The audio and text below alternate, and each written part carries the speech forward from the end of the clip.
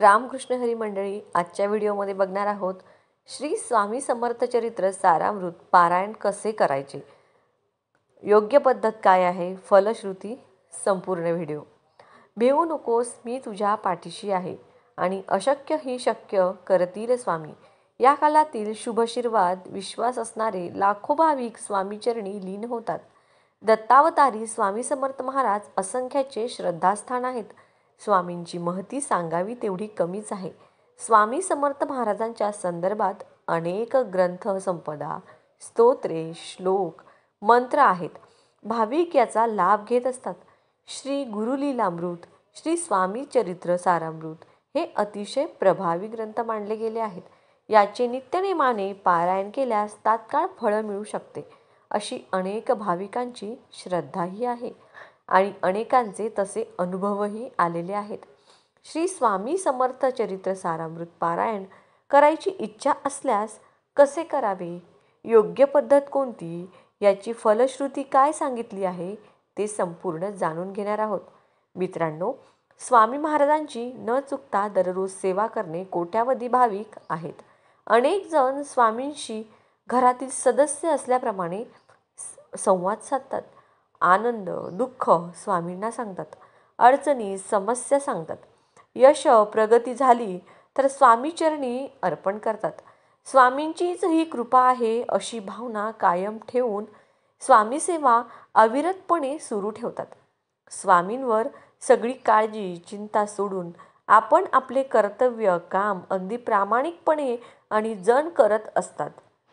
स्वामींची सेवा करणाऱ्याच्या दृष्टीने अनेक जण श्री गुरुलीलामृत, श्री स्वामीचरित्र सारामृत याचे नियमितपणे पारायण करत असतात. परंतु ज्यांना पहिल्यांदा पारायण करायची इच्छा आहे त्यांनी सर्वप्रथम त्याचे नियम, पारायणाची योग्य पद्धत, पारायण कसे करावे, कधी सुरू करावे, पारायण झाल्यानंतर काय करावे, अशा काही गोष्टी जाणून घेणे अत्यंत आवश्यक आहे. त्यानुसार संकल्पबद्ध होऊन स्वामी सेवा सुरू करावी. चरित्र सारामृत पारायण कसे करावे. वास्तविक पाहता स्वामींच्या सेवेसाठी वेळ काळ पाहण्याची आवश्यकता नाही असे म्हटले जाते. असे तर सोमवार, गुरुवार, पर्वणीचा काळ उत्तम मानला जातो. दशमी, एकादशी आणि द्वादशी या तिथींना 3 दिवसाचे पारायण करावे. ज्यांना शक्य आहे त्यांनी एका बैठकीतच संपूर्ण पोथीचे वाचन करावे.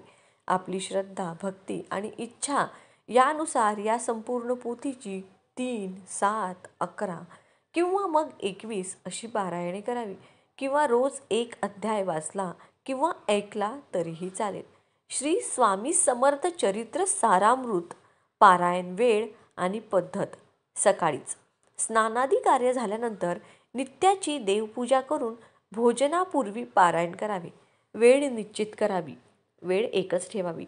शुद्ध वस्त्रे नेसावी. मस्तकी गंध लावावे. कुलदेवतेला, इष्टदेवतेला, गुरुदेव आणि श्री स्वामींचे स्मरण करावे. वडीलधाऱ्यांना वंदन करावे, नमस्कार करावा आणि पारायणाची सुरुवात करावी. श्री स्वामी समर्थ सारामृत या पोथीत जसे सांगितले असेल तसे अध्याय पठनास प्रारंभ करावा. तत्पूर्वी एक दिवा कायम तेवत ठेवावा. पोथीला अक्षता, फुले वाहावीत. पोथीला धूप दीप दाखवावा.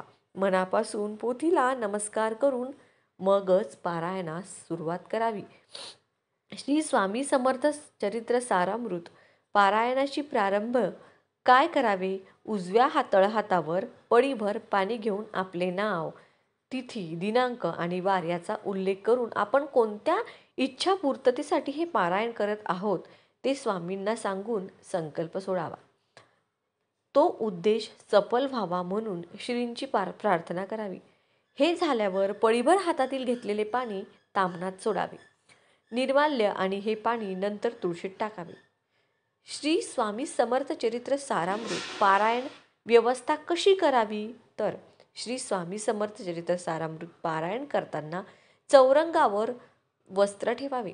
त्यावर श्री स्वामींची फोटो किंवा मग मूर्ती ठेवावी. रांगोळी काढावी. समई लावावी. गंध, पुष्प, धूप, दीप आणि नैवेद्य या पंचोपचारांनी श्रींची पूजा करावी. आसनावर बसूनच श्री स्वामींचे स्मरण करून पोथीला वंदन करावे. त्यातील अर्थ नीट समजावून घेऊन शांतपणे वाचन करावे. या समयी श्री स्वामी महाराज आपल्यासमोर साक्षात बसलेले आहेत असा भाव असावा. चित्त प्रसन्न असावे. वाचन झाल्यावर स्वामींना गंध, हळदी, कुंकू, फुले अर्पण करावीत. धूप दीप नैवेद्य दाखवून आरती करावी. प्रसाद मनोभावे ग्रहण करावा. पारायणाची सांगता झाल्यावर यथाशक्ती दान करावे. श्री स्वामी समर्थ चरित्र सारामृत पारायण विशेष नियम ते आता आपण बघणार आहोत. वाचन करताना मन एकाग्र ठेवावं. इतर विचारांना दूर ठेवावं. शब्दांचा उच्चार योग्य रीतीने करावा. वाचनाचा अर्थ समजून घेऊन त्याचा विचार करावा. पारायण करताना भक्तिभावाने वाचन करावे. पूर्ण श्रद्धा आणि विश्वासाने पारायण करावे. पारायण काळात सदाचाराने राहावे. ब्रह्मचर्याचं पालन आवर्जून करावं. वादविवाद, भांडणे, तंटे टाळावेत. श्रींचे नामस्मरण करावे. त्यांचे चरित्र कथांचे आशय लक्षात घेऊन त्यावर चिंतन आणि आत्मपरीक्षण करावे. वरील नियम हे सामान्य मार्गदर्शनासाठी आहेत.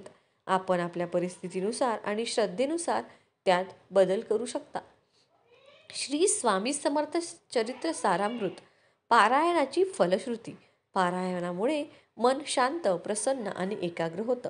नकारात्मक विचारांपासून मुक्तता मिळून सकारात्मक विचारसरणी विकसित होते.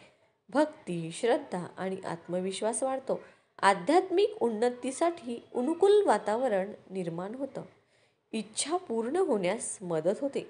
संकटांवर विजय प्राप्ती आणि जीवनातील अडचणी देखील दूर होण्यास मदत होते. कुटुंबात सुख, समृद्धी आणि प्रेमभाव वाढतो. समाधान प्राप्त होतं. क्षमाशीलता, सहनशीलता आणि सकारात्मकता विचारसरणी विकसित होते.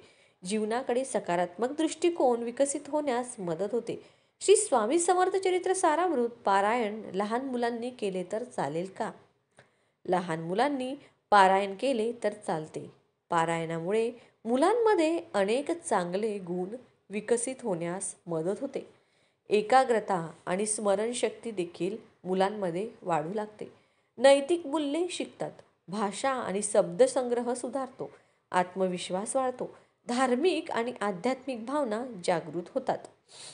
ही माहिती जर आवडली असेल तर व्हिडिओला लाईक नक्की करा. रामकृष्ण.